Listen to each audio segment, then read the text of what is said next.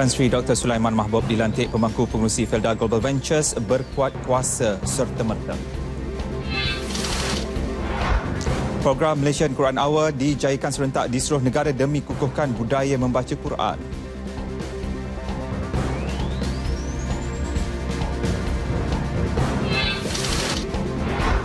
Mangsa lemas banjir di Hulu Langat ditemui.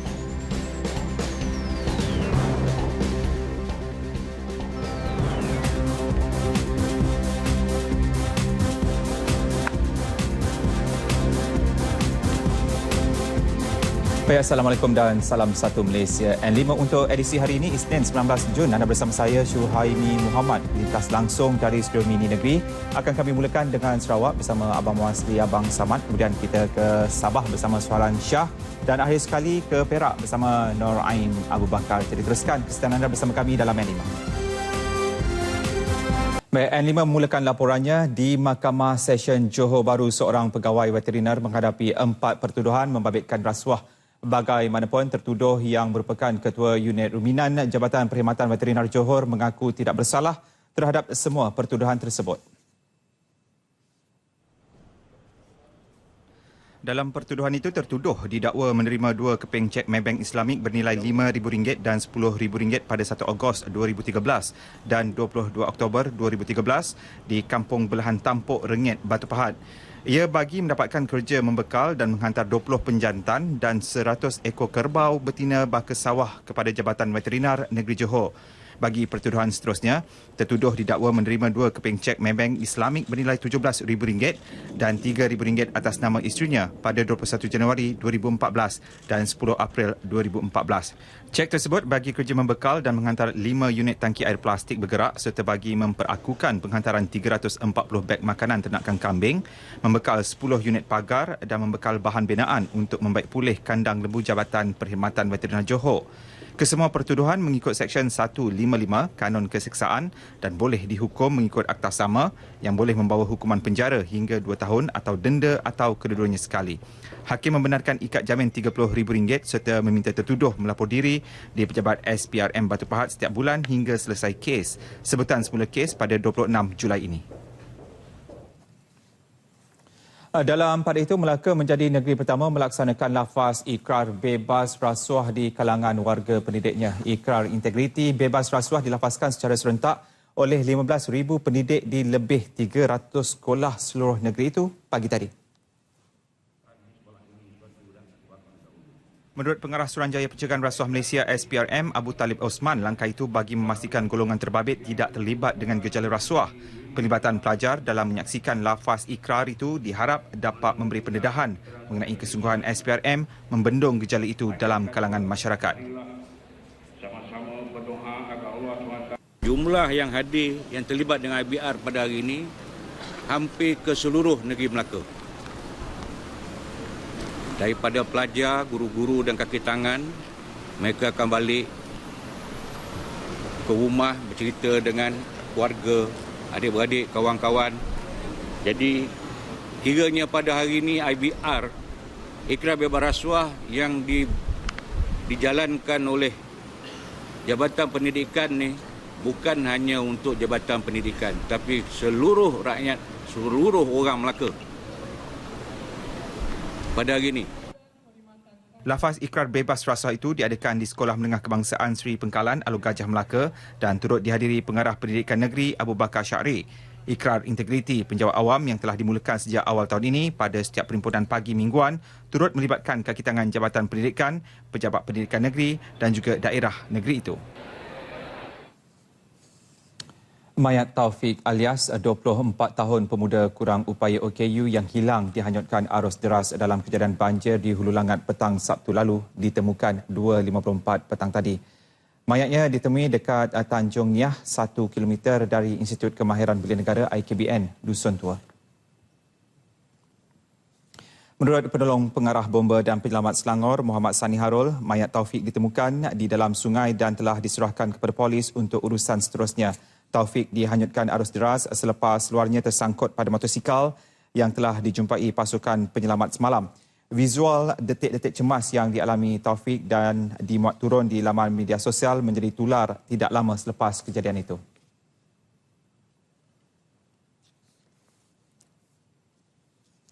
Agensi Penguatkuasaan Maritim Malaysia APMM Wilayah Maritim Selatan menghentikan operasi cari lamat 6 kru kapal MT Puteri C yang hilang semasa kapal tersebut terbakar dan karam pada pagi 15 Jun yang lalu.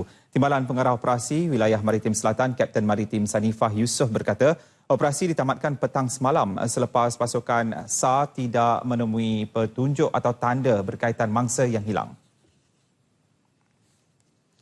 Bagaimanapun, operasi akan diaktifkan semula jika petunjuk baru ditemui. Sementara kerja-kerja melawan tumpahan minyak masih diteruskan dengan dikoordinasikan Jabatan Laut Malaysia serta turut dibantu Jabatan Alam Sekitar Maritim Malaysia dan lain-lain agensi berkaitan.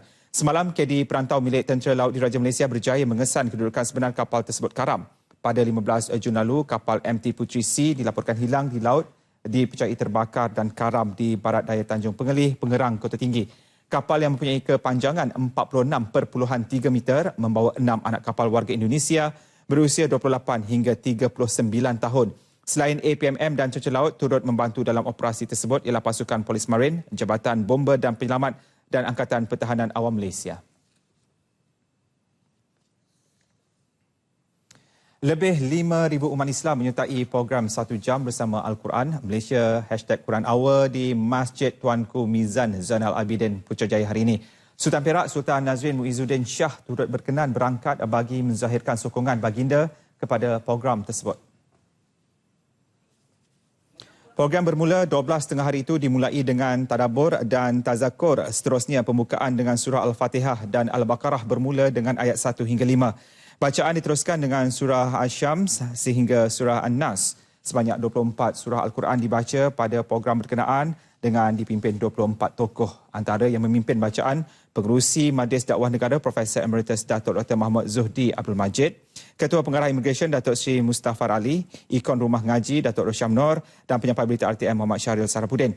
Turut hadir pada majlis itu Menteri Besar Perak Datuk Sri Dr. Zamri Abdul Kadir, Menteri di Jabatan Perdana Menteri Datuk Sri Jamil Khair Bahrom dan Ketua Pengarah Jabatan Kemajuan Islam Malaysia JAKIM Tan Sri Osman Mustafa. Program edisi ketiga Malaysian Quran Hour dengan tema Bangsa Berbudi dan Penyayang itu berlangsung hari ini melibatkan 1,660 lokasi, bukan sahaja di Malaysia tetapi juga di luar negara. RTM turut menjayakan program Malaysian Quran Hour dengan menganjurkan bacaan Al-Quran beramai-ramai oleh warga kerjanya dan orang ramai bertempat di Masjid Muhammadiyah Angkasa Puri. Program itu berlangsung selama 1 jam bermula pukul 12 tengah hari sehingga 1 petang. Program dimulakan dengan tazkirah kebesaran Al-Quran yang disampaikan oleh pensyarah Universiti Sains Islam USIM Dr. Muhammad Luqman Ibrahim. Kemudian diteruskan dengan para peserta diberi beberapa helaian Al-Quran untuk dibaca secara serentak dipimpin oleh Ketua Masjid Muhammadi Ustaz Muhammad Radhi Abdul Ghani. Dan hari ini Alhamdulillah warga Jabatan Penyiaran Malaysia sendiri turut serta bersama-sama lebih kurang 150 orang. Jadi kita dapat baca lebih berkumpul, dapat sama-sama membaca lebih kurang 2 muka surat seorang. Alhamdulillah lebih kurang 40 minit kita selesai baca 30 juzuk Al-Quran, 24 surah terakhir dan juga doa khatam Quran bersama-sama.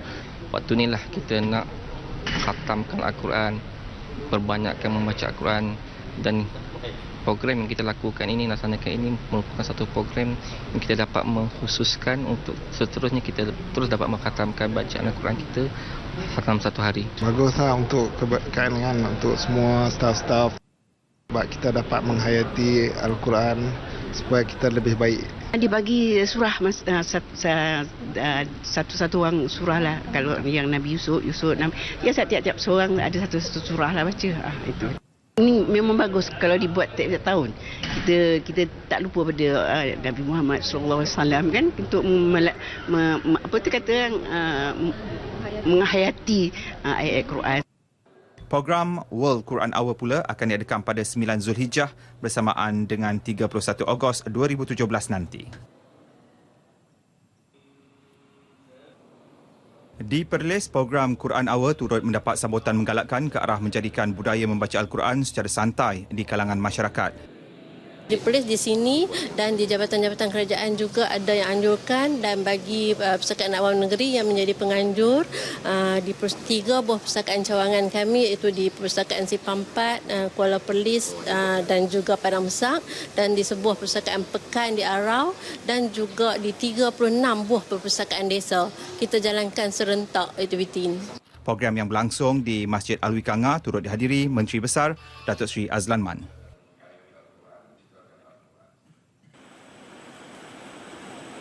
Lebih 1,000 peserta hadir menjayakan program Quran Hours di Pusat Islam Universiti Sains Islam Malaysia USIM Negeri Sembilan. Selain USIM, program turut dijayakan Rumah Ngaji Negeri Sembilan dengan kerjasama Wanita Perkim Seremban, Majlis Agama Islam Negeri Sembilan serta USIM. Program turut diadakan serentak di seluruh masjid di negeri ini, Perbadanan Perpustakaan Awam Negeri Sembilan serta Universiti Teknologi Mara Kampus Kuala Pilah dan Seremban 3.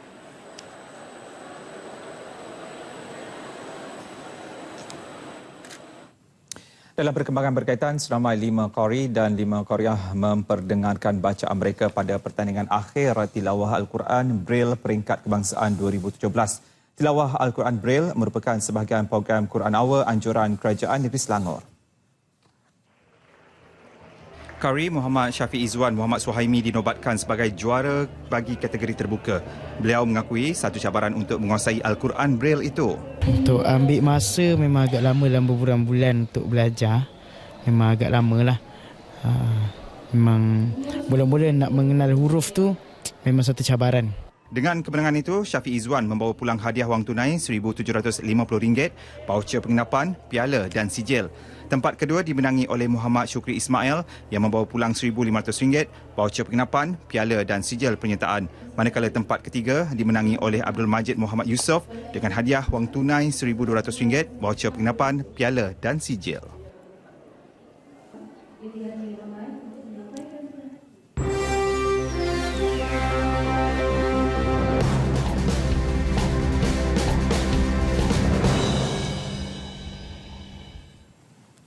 Bersua kembali dalam N5 dan kita beralih ke laporan seterusnya. Tan Sri Sulaiman Mahbub diumum sebagai pemangku pengerusi Felda Global Ventures FGV yang baru.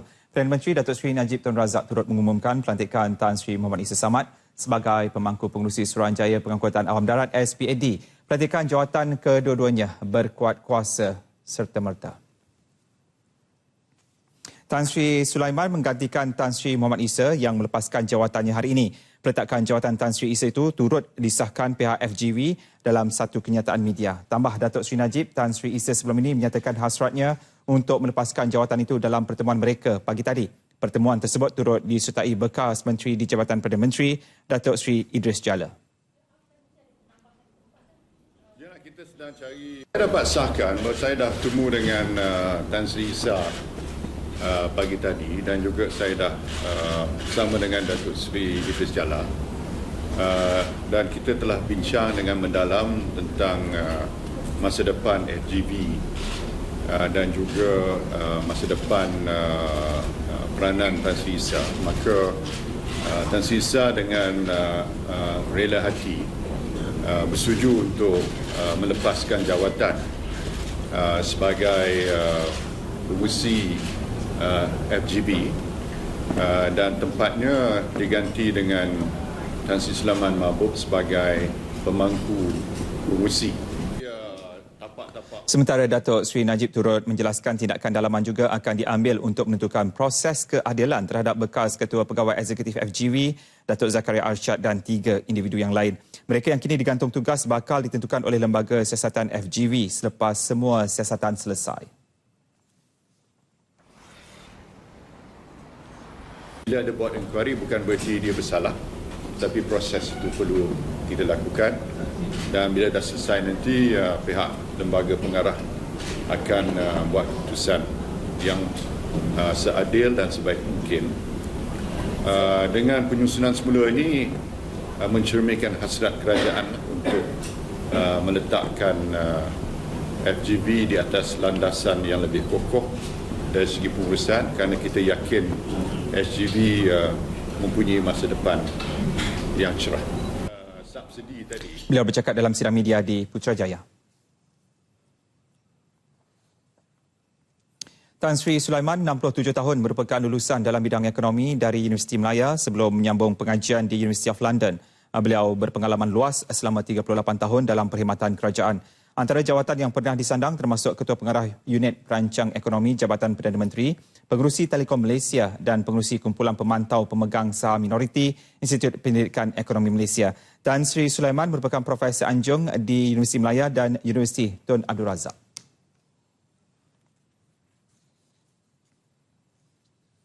Seorang lelaki didakwa di Mahkamah Magistrate Taiping atas 2 pertuduhan memberi perkhidmatan keuangan untuk manfaat kumpulan pengganas. Bagaimanapun, tiada pengakuan direkodkan daripada tertuduh selepas pertuduhan dibacakan di hadapan Magistrate Sharifah Izura Said Masyur.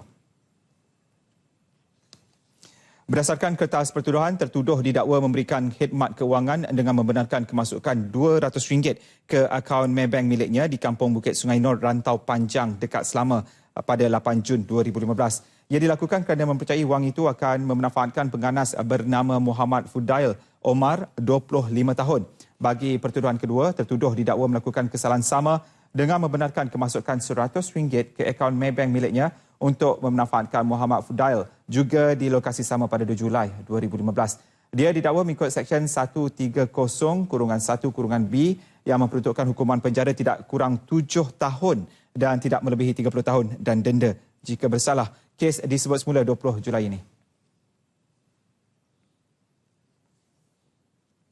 Polis Sarawak telah menerima 37 laporan berkaitan muat naik status Facebook berkaitan Papagomo yang dikatakan mengandungi unsur hasutan di seluruh negeri. Pesuruhjaya Polis Sarawak, Datuk Mazlan Mansur berkata, pihaknya kini sedang menjalankan siasatan mengenai kes tersebut namun enggan mendedahkan dengan lebih lanjut.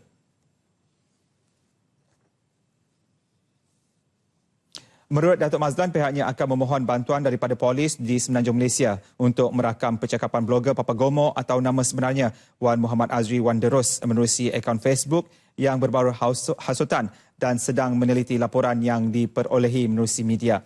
Beliau berkata demikian pada sidang media selepas merasmikan Op Selamat 11 2017 sepanjang perayaan Hari Raya Aidilfitri di Kuching. Sementara itu, mengulas mengenai kes liwat seorang guru terhadap seorang murid di Ulu Kapit, beliau memberitahu suspek masih lagi ditahan reman hingga Rabu ini.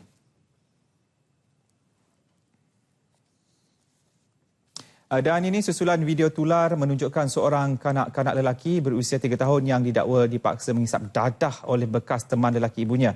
Kanak-kanak terbabit akan diserah kepada Jabatan Kebajikan Masyarakat JKM untuk tindakan lanjut. Manakala suspek kes ditahan di bawah Akta Dadah Berbahaya, langkah-langkah pencegahan.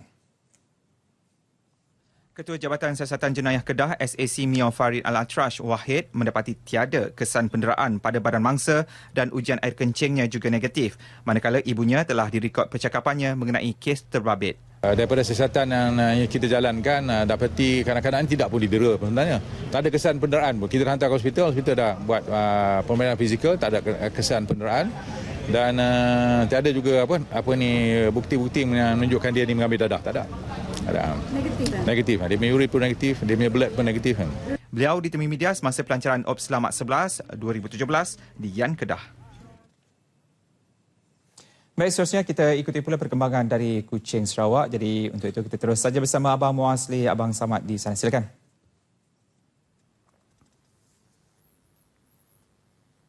Assalamualaikum dan salam satu Malaysia.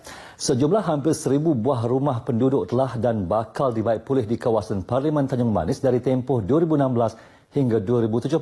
Ahli Parlimen Tanjung Manis, Datuk Norah Abdul Rahman berkata, projek baik pulih rumah itu kini memasuki fasa kedua setelah lebih 400 buah rumah dibaik pulih dalam fasa pertama tahun lepas. Ujarnya tahun ini lebih 600 rumah lagi akan dibaik pulih berdasarkan permohonan yang telah dikemukakan oleh penghulu, tuan rumah dan pemilik rumah sendiri.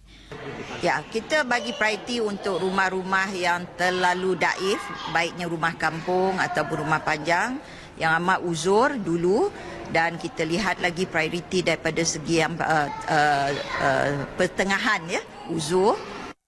Datuk Norah memberitahu demikian ketika ditemui media selepas menghadiri majlis giling bidai di rumah Celestian Kiai Setembu di Serike. Rumah panjang tersebut merupakan salah satu penerima bantuan membaiki rumah. Kami gotong royong bina rumah ni memang semua penduduklah ikut serta. Wanita, tidak kira wanita laki lah, semua sama-sama bekerja. Datuk Nora turut kagum melihat semangat kerjasama yang dipamerkan oleh penduduk yang bergotong royong menjalankan kerja-kerja baik pulih rumah panjang itu hingga menjadi sebuah rumah panjang yang kini semakin lengkap. Pengguna jalan raya yang pulang ke kampung halaman sempena cuti perayaan Hari Raya diingatkan supaya mengutamakan keselamatan ketika berada di jalan raya. Tegas Menteri Muda Wanita, Keluarga dan Pembangunan Kanak-kanak, Rozi Yunus, sebelum memulakan perjalanan terutama yang melibatkan jarak jauh, pemandu perlu mendapat rehat dan tidur yang cukup selain memastikan kenderaan yang digunakan dalam keadaan baik. Saya mohon kepada pihak Jabatan Pengangkutan Jalan untuk mengurangkan jumlah kenderaan yang besar-besar ini. Contohnya lori-lori dan kayu balak dan sebagainya untuk mengelakkan terlalu banyak panjang queue itu untuk sehingga sukar untuk merentasi queue yang kereta-kereta yang kenderaan-kenderaan yang besar begini. Beliau ditemui pada majlis berbuka puasa anjuran Pusat Khidmat Dud Bekenu di Miri. Terdahulu beliau mengagihkan lebih 700 bungkusan bubur lambuk di jalan berhampiran SMK Sungai Nia kepada pengguna jalan raya dan penduduk sekitar sebagai tanda meraihkan bersama kemeriahan bulan Ramadan. Para ahli Pertubuhan Kebajikan Islam Malaysia PERKIM di Limbang disaran supaya turun padang dan memperbanyakkan program untuk mendekati saudara baharu atau mu'alaf. Menteri Muda Pertanian Dr. Abdul Rahman Ismail berkata usaha tersebut dilihat akan membolehkan golongan mu'alaf mendalami Islam dan menjadikan Al-Quran sebagai panduan hidup. Beliau menyatakan demikian semasa merasmikan penyampaian sumbangan anak yatim dan asnaf di Masjid Baitul Iman. Seramai 110 anak-anak yatim, warga mas dan asnaf, ibu tunggal, mualaf dan orang kurang upaya menerima sumbangan berjumlah lebih RM10,000. Setakat ini dahulu berita dari Sarawak untuk N5 petang ini. Berita seterusnya kembali bersama rakan setugas di Angkasa Puri. Baik, terima kasih Abang Muasli langsung dari Kuching Sarawak, dan kita balik ke lintas langsung seterusnya ke Perak. Untuk itu kita terus saja bersama Nur Ain Abu Bakar di studio berita RTM di Ipoh. Silakan. Terima kasih rakan penyampai di Angkasa Puri. Sektor swasta di Perak diseru memainkan peranan melalui tanggungjawab sosial korporat CSR untuk memberi sumbangan terhadap tabung Hari Pahlawan. Ia sebagai tanda memperingati jasa dan perjuangan bekas tentera di negara ini. Pengerusi Jawatan Kuasa Hal Ehwal Pengguna Pembangunan Usahawan Koperasi Badan Bukan Kerajaan dan Masyarakat Sivil Negeri Datuk Samsudin Abu Hassan berkata, kesedaran sektor berkenaan dalam memberi sumbangan masih berada pada tahap yang rendah. Perkara ini dapat dilihat apabila sumbangan sektor berkenaan kepada tabung Hari Pahlawan tahun lepas hanya RM225,000 berbanding sasaran RM300,000. Mereka seharusnya mengambil keperhatian ini untuk menyumbang bersama-sama. Walaupun RM1, itu memberi satu penghargaan yang besar kepada tabung pahlawan Angkatan Tentera ini. Beliau berkata demikian selepas majlis penyampaian kutipan tabung Hari Pahlawan 2016 di Ipoh. Pada majlis itu, beliau turut menyampaikan sumbangan perayaan daripada kerajaan negeri kepada seluruh cawangan Persatuan Veteran Angkatan Tentera Malaysia Perak. Seramai 750 orang penduduk sekitar Bagan Serai menerima sumbangan daripada UMNO bahagian sempena Hari Raya Aidilfitri. Bantuan tersebut diberi bagi meringankan beban dalam menyediakan keperluan menyambut Lebaran golongan kurang berkemampuan di daerah itu. Ketua UMNO bahagian Bagan Serai Datuk Syam Mat Sahad berkata, bantuan berupa wang tunai dan barangan keperluan dapur itu diberikan kepada 300 orang anak yatim, 250 orang ibu tunggal dan 200 orang untuk fakir miskin. Ya, setiap tahun kita serahkan kepada ketua-ketua di cawangan dan ketua kampung untuk memilih, tetapi kita pesan individu-individu lain. Jangan orang yang samalah menerima bantuan untuk Aidilfitri ini. Jadi Alhamdulillah saya lihat setiap tahun ada perubahan, orang lain yang menerimanya. Beliau berkata demikian ketika ditemui pemberita selepas majlis penyampaian sumbangan Aidilfitri di Dewan Datuk Zainal Abidin Zain, Bagan Serai. Bagi penerima, bantuan tersebut dapat membantu mereka menyediakan sedikit keperluan untuk menyambut Hari Raya. Saya ucap terima kasihlah kepada yang memberi. Sekurang-kurangnya ringanlah beban pada Hari Raya ni kan. Terlalu gembira sebab terpilih kan untuk menerima bantuan ni. Paparan itu mengakhiri sumbangan berita dari Perak, kembali kepada penyampai di Angkasa Puri untuk berita seterusnya. Baik, terima kasih Nur Ain langsung dari Ipoh Perak, dan kita beralih pula ke laporan cuaca. Untuk itu kita bersama Syafinas Ramli di Jabatan Meteorologi Malaysia. Terima kasih kepada rakan penyampai di Angkasa Puri. Assalamualaikum, salam satu Malaysia dan salam Ramadan. Laporan cuaca pada petang ini dimulakan dengan melihat corak pergerakan tiupan angin di rantau negara. Pada masa kini dapat diperhatikan rantau negara masih lagi menerima pengaruh angin dari arah baratan dengan kelajuan yang agak sederhana iaitu sekitar 30 hingga 40 km sejam.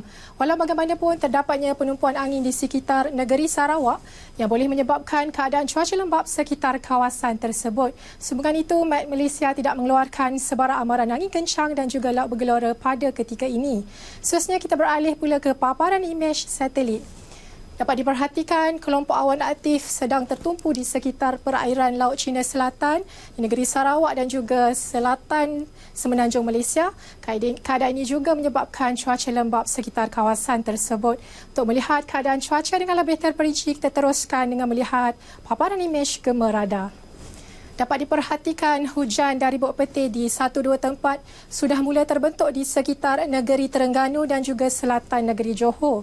Keadaan ini dijangka akan berterusan sehingga awal malam nanti. Manakala di negeri Sabah pula diperhatikan hujan dari buk peti di 1-2 tempat sedang berlaku di bahagian pantai barat, Sandakan dan juga Tawau. Keadaan ini dijangka juga akan berterusan sehingga awal malam nanti. Manakala di negeri Sarawak pula, hujan dari buk peti di 1-2 tempat di sekitar bahagian tengah dan juga Kuching juga mengalami keadaan yang sama. Keadaan ini juga dijangka akan berterusan sehingga awal malam nanti. Seterusnya, sebelum kita berpisah, kita ikuti ramalan cuaca malam ini untuk bandar-bandar utama seluruh Malaysia. Sekian sahaja dari saya, Syafini Ramli. Assalamualaikum.